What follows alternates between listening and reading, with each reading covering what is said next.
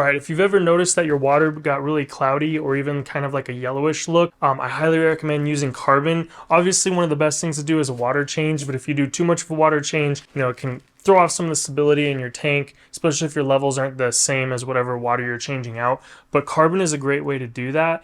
The easiest way to tell how dirty your water is get a 5-gallon bucket that's white, fill it up with some water, and you'll easily be able to tell because of the white background how dirty your water is. And it's actually really surprising. A lot of times it'll be super yellow, but then run some carbon through it, do that same thing. And that's how I gauge on how well the carbon does. And I can tell you this stuff right here works phenomenal. I was a little skeptical if it was going to work as well as some of the others I've used, mainly because, it's such a more economical price point, but this thing works awesome. And it is now my go-to choice for carbon. I do run it in a reactor in my sump, so I'll fill up the reactor, hook up the pump, and then I'll pour at least like a half a gallon to a gallon of water out of the reactor to let it cycle through and get a lot of that black dust out so that the water that's coming out is clear, and then I just throw it back in my sump.